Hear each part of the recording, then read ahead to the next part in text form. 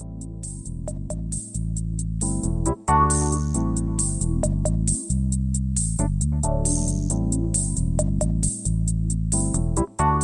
listening to the After the Show Movie Podcast from ascully.com. Your weekly look at movies, video games, and more, brought to you by your hosts, A Scully and Sid Talk. We're addicted to movies. Are you?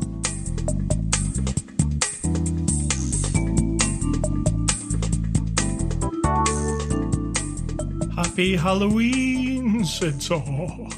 Thanks. That's my creepy, it's like a pumpkin voice. If a pumpkin had a voice. Do you mean a jack-o'-lantern? Yes. Okay, then. I got it. Happy Halloween. I got it. So, happy Halloween to you. Happy Halloween to our viewers. And we're going to celebrate Halloween. Do we have viewers? You always scare me when you say that. Does that mean you're making a video of this? Yes, secretly. Yeah, why do I always say viewers? Listeners. I don't know. I feel like I'm being looked at. That's why. We're going to celebrate it by reviewing a horror movie, but what's the before the after the show discussion? What was it? It wasn't very long ago, and I've already forgotten. So it can't have been important. It can't have been too super stimulating. You were looking up stuff about this. I was doing movie looking up. Yes. Various movie looking up stuff. So let's get on to this week's show. It's Saturday, October the 29th. After the show number 760. The movie we're looking at this week is Barbarian. It's a 2022 movie. You can stream it right now. It's rated R. It's from our friends at 20th Century Studios and Disney. This doesn't seem like a Disney movie. Anything can be a Disney movie now. Yep. So Sid Talk, give us a synopsis of the movie Barbarian. Well, the real question is, who's the barbarian? A woman goes into a house. There's a dude who seems bad, but and then there's a creepy thing in the basement dungeon. Then there's a guy. The one off the box says, a woman staying at an Airbnb discovers that the house she has rented is not what it seems. That's pretty much all you need to know about this movie. Especially don't know anything, I think. Yeah, it was really good not to know anything. Right off the bat, we're going to spoil this movie because if we don't, there's not a lot to talk about. True. And the thing is, we really liked, both of us even commented like, wow, I had no idea. Yeah. And so my advice is don't listen to us yet. Go watch it and then listen to it. Yeah, my advice is I liked this movie a lot, so I would definitely recommend you go see it. Go and see it is my recommendation. So, Barbarian, what did you think, Sid Talk? I really enjoyed it. The end? The end. If people don't know, I already like horror movies. That's my favorite kind of contained overall genre. And then, of course, zombies and sci-fi with horror mixed in there. There's sci-fi, horror, blah, blah, blah. You don't need my life story. But if you start me off with horror, I'm already 1 foot in the door. And then when you do it in a way like this is, she shows up to the house. She's a little bit aggravated. She can't get in. It's an Airbnb. You get the dude showing up who happens to be Pennywise. And then you're like, oh, so this guy's going to be a weirdo creep. Because just a few weeks ago, we watched one where a weirdo creep had kids in the basement. And I'm like, we did. This is a weirdo creep who's got women in the basement. And it's called Barbarian, right? So something's wrong with this guy. And they're doing it well. Their performances are good. And it's got a certain vibe, like you're on edge. But I was waiting like, okay, when's he going to like be really reel her in? Yeah. Yeah. And then it wasn't that. And then there's the downstairs. And then there's a secret passage. And then there's a dungeon. And then there's like dungeon as in like creepy, bloody, gross room downstairs with a shit bucket and a camera. And then there's a tunnel that goes goodness knows where. And then there's Mother.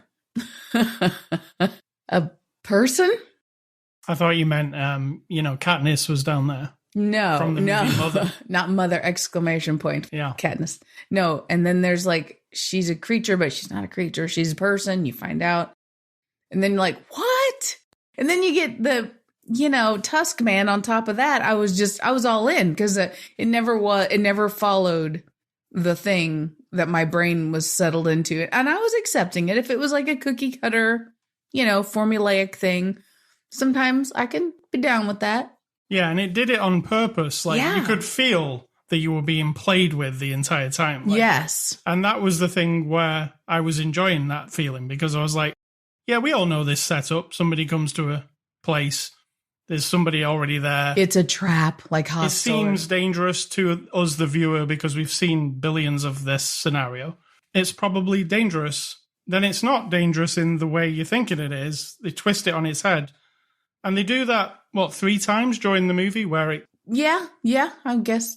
Yeah, it's got these, like, separate acts almost, where the beginning part in its own felt, let's say, up to the part where Keith is dispatched.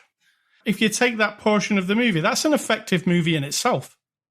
Just, you see the thing, you see him get, and then it ends. Yeah, because you said, the end. Yeah. And I was like, that's enough for me. That was fine. That is an effective kind of short horror movie. But then it moves on, and we meet this brand new character in the middle. And I was like, I don't even understand how this fits with that. Like, it doesn't even seem like the same movie. Because let's say we're introduced to a guy who is what sounds like, because he's being accused of he's a Hollywood actor guy. Somebody informs him that a woman has reported that he has sexually assaulted her. And he's listening to them telling this over the phone in the car, and he's like, no. And then he's real hateful about it, right? Yeah. He's not super contrite. He calls her a bitch and everything. So you're like, okay, this guy. Okay, so this new guy we've met, is he the Barbarian, right? Are we going to now go down this trajectory where he turns, maybe we're going back in time again or something to see if he's the bad guy. So we're just following him. But no, he just owns the house. He shows up and... Yeah, that's the connection. Yes. And then, you find out through the course of his portion of the movie, he's a complete asshole. And so you're like, so he's the terrible one. And the dude who has set up everything that left us with Mother, who is the creature woman who's living in the anals, in the, the guts of the house, whatever it is. It's a tunnel under the ground, basically. It is a tunnel with like really creepy, it's creepy. It's old-fashionedly kind of creepy, I think.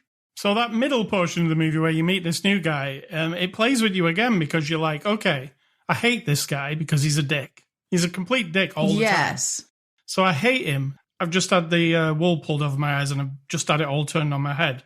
But this guy now, I want him to go down and go and check your cellar. Go and check it. I'm like, open the door and check it. Yeah, because the people we've seen already have fallen victim to whatever's in the dungeon. There's a very funny, I found it hilarious in the middle of this movie where this guy comes to his Airbnb, finds that there's a secret place underneath it. Now let's describe it. So when she finds the secret place, it's got what looks like a blood-stained mattress, a 1980s camcorder, if any of you are old enough to know what that is, and a shit bucket, like a bucket that looks like it's covered with shit, plus a hand mark on the wall that's a bloody handprint and looks like shit and blood smeared all over the walls. I mean, as soon as you see it, your first reaction is like, oh my God. Your first reaction is, I know exactly what's been happening Yes. here. His first reaction is, go ahead and tell them.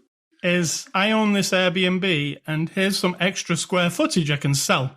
Right. I want to sell this house, so how can this extra square footage... He even gets his tape measure out and starts measuring the... I laughed out loud. I'm like, that funny. Is hilarious. Because the room is literally a murder room. And he is completely oblivious to that and just getting his tape measure. Or he's like, whatever, hey man, whatever floats your boat, right? Because he's terrible. So the middle part of this movie is this dickhead guy who's really hateable. Like you can't like him in any way. No. There was never even one moment where I liked him.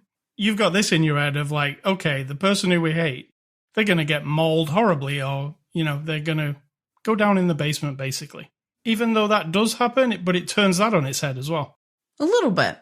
Because it leaves it a lot longer than you expect it to be. And then there's also another component to the movie where it cuts, and we're in the 1980s, I'm assuming, not the 70s, early 80s. It was the 80s because it was Ronald Reagan on the radio.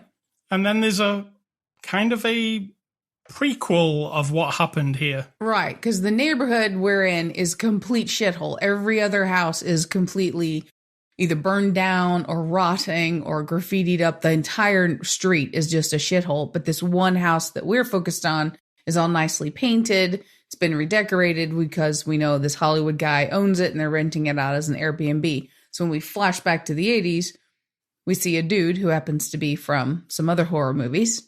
I forget his name. Richard Brake. Right.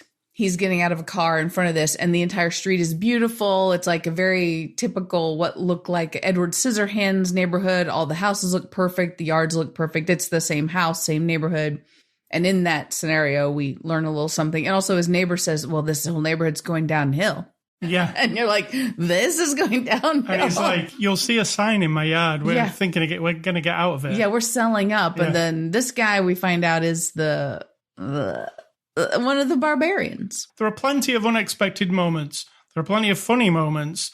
If you want the horror part with the blood and the guts, that stuff's there too, right? It's all practical effects. There's no CGI.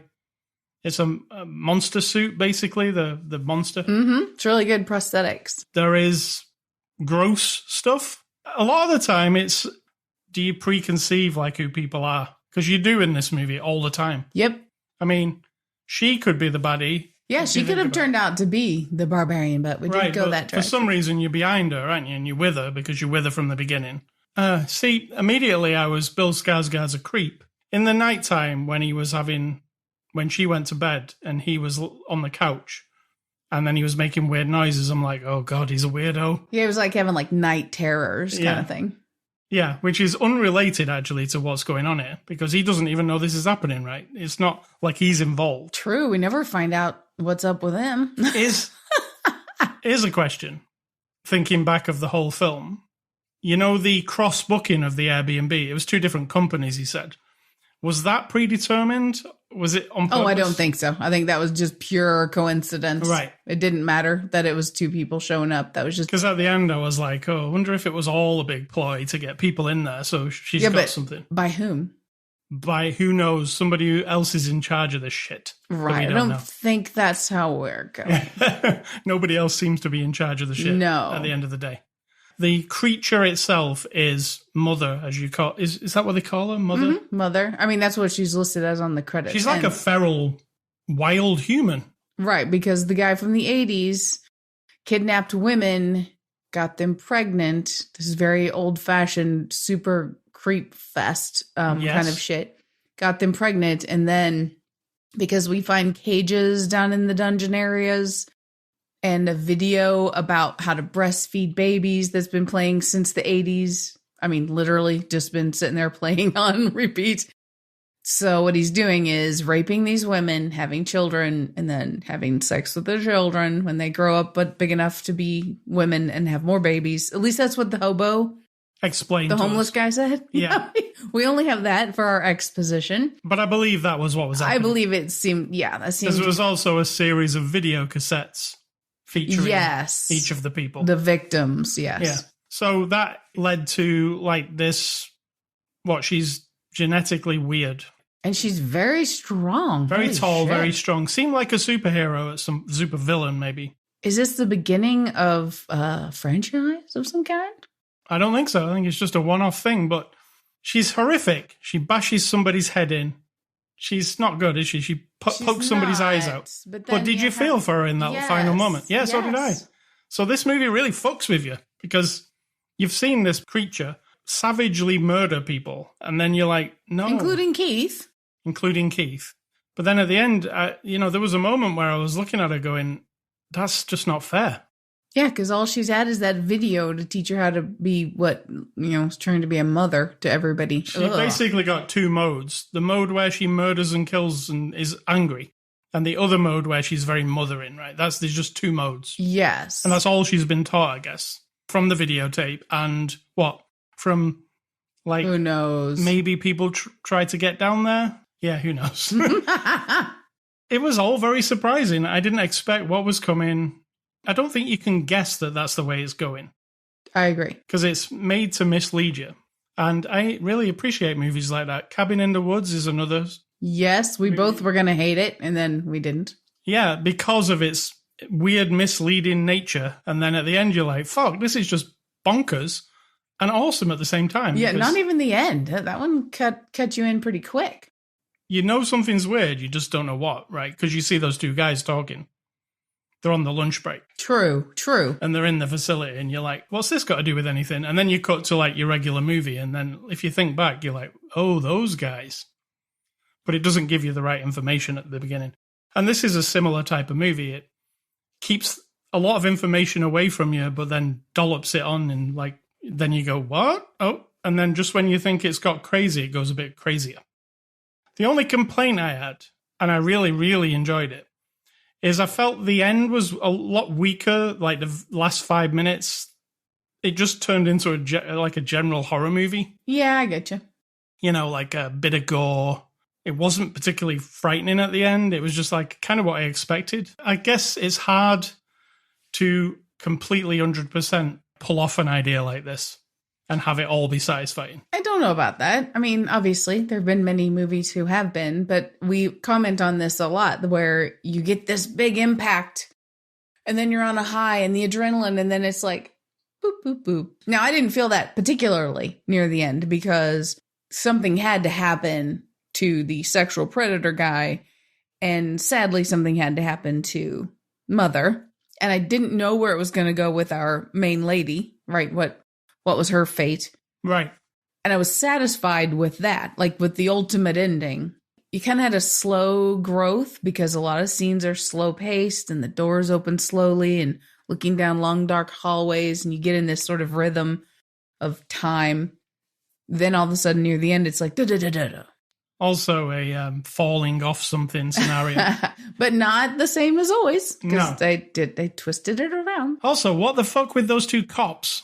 So our victim, has been held for 2 weeks in the basement of this house. She then escapes and then calls the cops, and then they come, or she gets the police, and they are questioning her and they're treating her like she's a dickhead. She's like, I'm not a crackhead or anything. She's all filthy and dirty. She's been through a lot because we find out that Mother wants to feed you, as mothers do with their newborn babies. So let's just leave the rest of that to the imagination.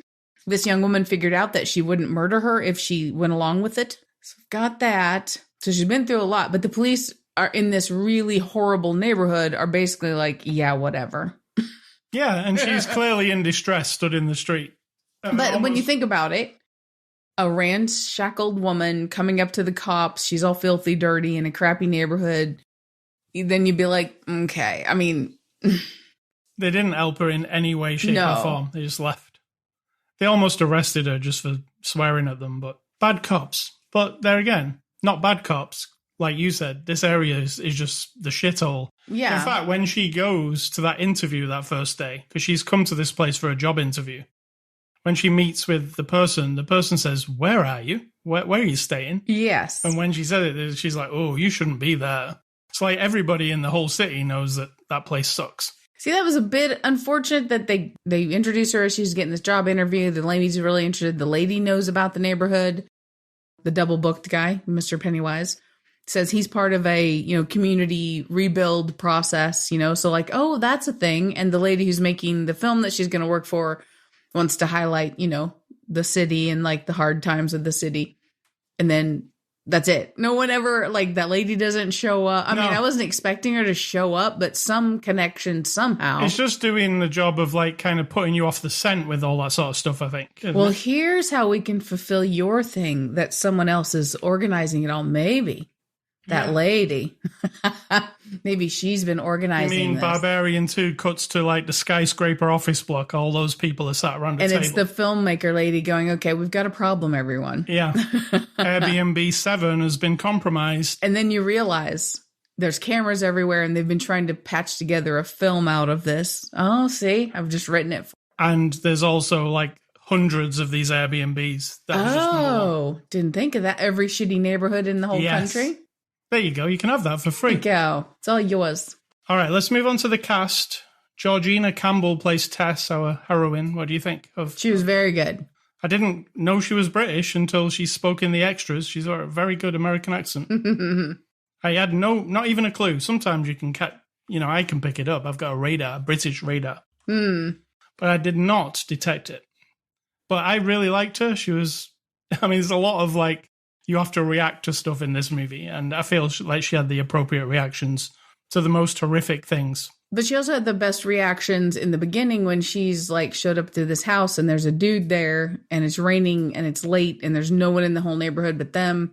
Right. And she has to like politely say, no, I don't want a glass of wine. No, I don't want a cup of tea. Thank you. I can carry my own bags. Thank you. And can you please confirm for me that you actually are who you say you are, all that kind of stuff. I think she did that really well. Got Bill Skarsgård as Keith. You last saw him in It as Pennywise. What do you think of Keith? Well, that was really good because he did exactly what you said. We're convinced he's the creep. He's the barbarian. You're convinced he's sinister for sure. Something. Like, there's something going on, but nothing. Actually, he's perfectly fine and not creepy at all. And unfortunately, gets killed. Right? Yes. I mean, he's just a dude. He actually digs her as well. Like, I said he could have been the love of her life because they kind of were flirting. She there liked near him the end. too. Yep. We've also got Justin Long as AJ. What do you think of Justin? I liked him better in this, I think, than I have in anything ever. Yeah. You know, because he was genuinely likable and despisable at the same time. See, I didn't really find him likable, but I did find the dickheadishness of him to be appropriate, like the way he was doing it. I felt he was likable as in, I didn't hate him. He was kind of funny. He was singing his song. He was driving his car. He's being like, da da da da da. And then we find out that someone has reported him for sexual assault. And then you're like, oh, and then his reactions and his behavior changing. I thought he did a really good job of that. And he used the F word. When he used the F word, the derogatory to gay people F word. Oh, yeah. When he used that word, when he was speaking to his friend, you're like, it sort of solidifies that this fucking idiot. In his mind, it's fine, right? But like to you listening, you're like, this is fucking terrible. Yeah, this guy needs to go down. As soon as he said what he said, I was like, please open the cellar door. Oh my God. And then he did actually in the next scene. He did. So and then we've got Matthew Patrick Davis as the mother. Now this actor, a man, played this female mother with this prosthetic stuff on. And I found him kind of interesting in the extras for this. Yeah. The way, what he took on, like, sounded like he really went in detail with research and really heavy material, right? Because he said, you know, the way they told him it's like a person, the mother, she's female, has been born in the bowels of this house and never has been anywhere else. And she is essentially the offspring of many years of incestual relations. And so she's been left to just take care of herself down there. And then he looked up feral children, like in real life on this planet. There are children who are left out into the streets, in the forest, in the wherever on the planet to fend for themselves. And he said, I went down a very dark path of watching videos and documentaries about feral children. And yeah. You know, it's pretty terrifying, this thing, when it's running down the corridor at you. God. Then we got Richard Brake, who's one of Rob Zombie's people. He was in the last Devil's Rejects 3 from Hell movie as Frank. He's always, again, because you know Richard Brake always plays these really sinister roles. When they introduced him, we'd been introduced to so far, I was like, okay, so here's Richard Brake. I said to you, oh, it's Rob Zombie's guy. So he's not actually going to be bad, right? We're going to turn that on its head. Right. But they didn't turn that on its head. But I was guessing. I was like, no, this is the guy who comes and saves the day, right? Because like I feel like I got a handle on this movie now. It's playing tricks on you in every way. Turns out Richard Brake is not the good guy. Richard Brake is a barbarian. Yes. One of the barbarians. Yeah. So we've got directed by Zach Kreger. He's a TV director. This is his first feature film. He wrote and directed. What do you think? That was really, really, really good. Also does not feel like a first attempt at something movie. It is very technically good, I think. Yes, looks very nice. Yeah. Sounds really good. There was one spinny camera part, which we'll forget about. Yeah, always ignore that part. Technically, it was very good and like suspenseful. I just felt it was very well made. So I'm interested to see what he does next. A new person I can watch out for. You know what we should do? We should look at our heart rates while we watch movies like that. We both have, these smartwatch situations.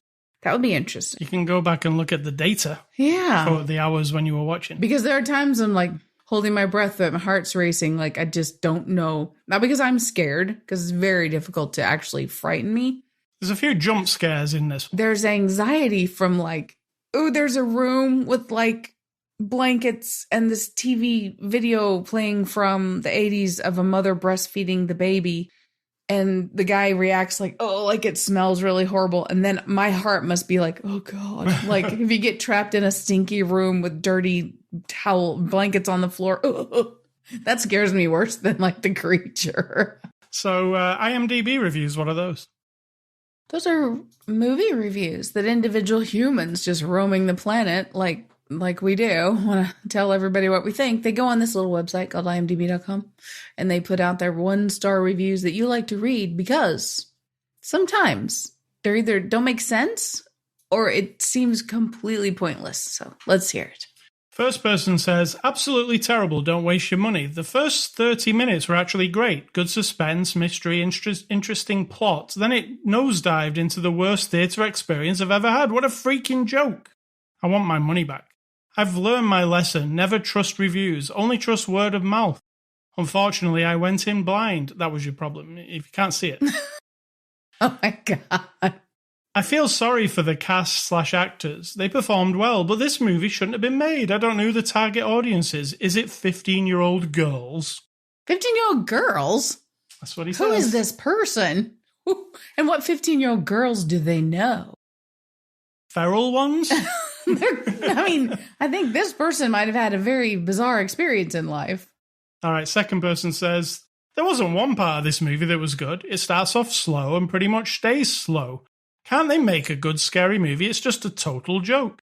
I managed to stay through the whole movie, but the theatre had multiple people leave at 45 minutes in. I thought about leaving, but I had to see where this garbage was going. Didn't have to. So, yeah. You had to stay so then you could go write this? Or were you writing this in the theater while you were watching it? This person says, the final one, first 40 minutes of the film are dragged around with useless talking. Bill S. has a useless role. The acting is poor, the story is clueless. I don't know what the goal of this film is. It doesn't deliver anything.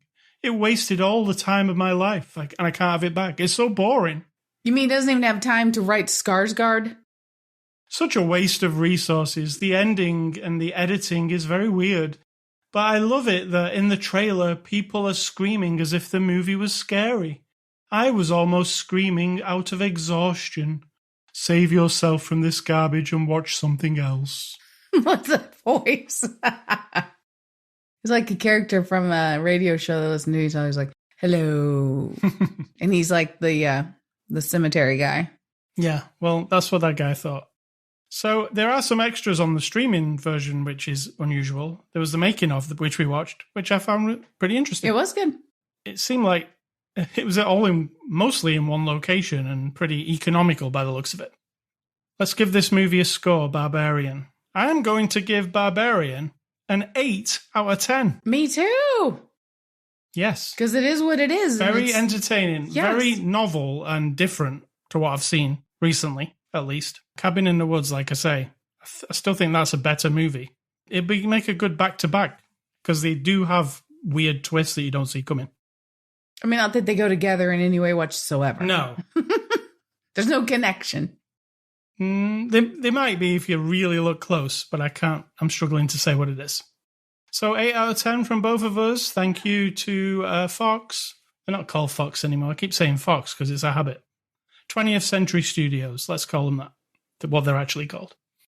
And next week, we're going to look at A24's new movie, Pearl. We were going to look at that this week, but then a change of programming happened, and then we watched this one. You're interested in Pearl. I am. So movie recommendations, I'm going to give you Cabin in the Woods.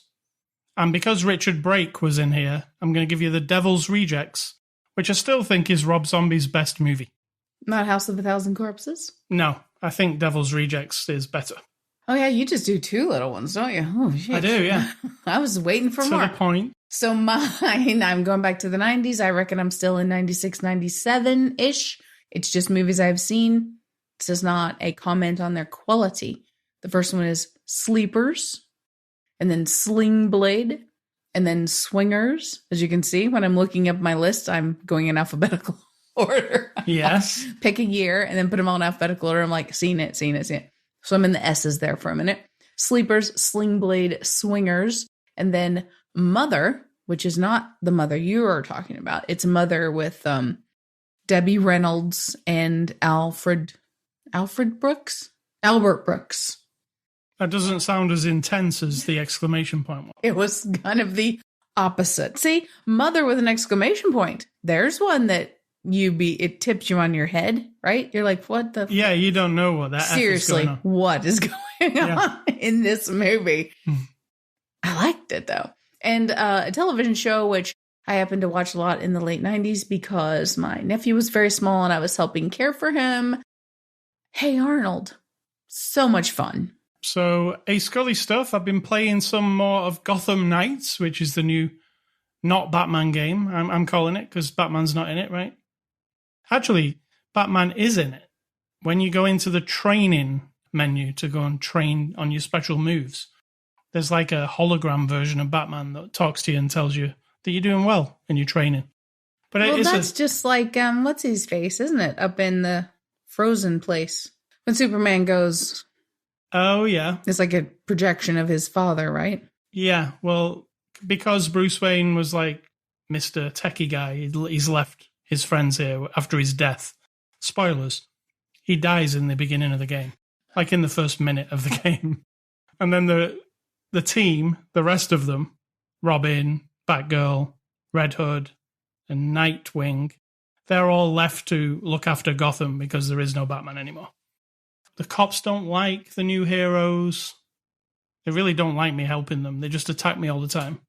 They say, Vigilante, come back, and then they start shooting at me. Or like, oh, that's Batgirl. Yeah, the people don't seem to like They're really snotty. heroes. I've not found a person who actually likes Batgirl. They just say things like, oh, where did you get that suit? The fancy dress store? They say things like that to me. You should respect me, really, because I'm saving the city. Come on. Anyway, I've been playing it more this week. I talked about it a little bit last week, but I've done like the whole Harley Quinn, like in an ordinary like Batman type game. The Harley Quinn storyline would be the main storyline, but in this, Harley Quinn storyline is just a side mission that goes on for like 8 hours, and that's just a side thing. And there's a Mr. Freeze side thing, and there's a Penguin side thing, but the main story mission is about this underground society called the Court of Owls. I've not got into it that properly yet. I don't understand what it is. I'm not a comic book reader, so if you're a comic book, DC, you probably already know what that is. But I'm working through that. And I really like the game. It's open world. You're running about the city, solving crimes. There's all kinds of different things. Oh, I've just unlocked recently, Sid Talk. You've not seen this. No. But Batcycle time trials. So you have to get on the Batcycle and there's a load of like waypoints and you've got to shoot across the city really fast and get through all the waypoints. Now that feels like a racing game to me, so I like that part. So I'm going around getting, and I think like for doing the time trials on the Batcycle, you get like new skins for the Batcycle to make it look cool. So that's Gotham Knights, really enjoying it so far. I'm not even halfway through, I would say. Sid Talk, what's for dinner? You decided we're having the mod pizza. The most modern of pizza. Yeah. We'll see how it goes. And what is your advice? And let's get out of it. My advice isn't really advice, because on this one I don't have any advice, because I'm accepting that there are things that I can't quite get any philosophical, intellectual, emotional, academic, wrap around to kind of help make sense of it or solve it as a problem. Not make you feel better. None of that. It just is what it is. And so it's hard to describe. So let me see what I wrote here specifically. It's like, I wonder sometimes what it must feel like. Okay, I am a middle-aged woman. I am overweight. I've always been overweight though since I was like 10 years old, right? So this probably plays into this. And sometimes I wonder, in people, there's never feeling like you're an unattractive person walking around in the world. Like, are there people who just, that never even occurs to them that they're unattractive or they're too fat or they're too tall or too short or too skinny or they have bad skin, they have zits everywhere, or they've got moles, or they're socially not considered attractive? And are there any people who have none of that? It's just, there's that little spot in your psyche that's reserved for feeling like complete shit about how you look in the world. And I'm telling you, I don't have advice for this because I can't solve this one. We can all make it sound like, oh no, everybody's beautiful and everybody's fine. You know who says that mostly? The people who are culturally, socially acceptable as being attractive. And they try to tell you that to make you feel better. But so I just wonder, like, that spot, like my spot of that is filled with crammed, packed full with a lifelong feeling that, like, I have so much fat crammed in my skin, right? In my body, my beaten bag of a body. And then I've got cloth over me. So every time I see a reflection of myself in a window or a mirror in public, or someone takes a picture of me, and then I see it, and then it's like this giant blinking neon light in the darkness of the cosmos, screaming like, hey, here's a fat blob, everybody. Come look at the fat, disgusting blob. Blah, blah, blah. Hey, look, hey, waving over here, right? That's what my brain is saying. Now, you might be like, oh, no. Or, well, that's stupid. Or, why do you feel like that? Or, oh, no, everyone's beautiful yet again. No, that's exactly how I feel. Like that never goes away. Ever, ever, ever, ever. Now, other people their sign might say, look at the wrinkles, look at the wrinkles, look at the fat, look at the big nose, look at how bad his skin is, right? It's like whatever your thing is in your head about your appearance that you don't make it up. We don't invent this feeling. It is in the world to be put upon you because you understand from an early age when you're not, and I'm putting up quotation marks, attractive, you are subject to being invisible, dismissed, disregarded, judged, because obviously something's wrong with you if you're any of the things, right?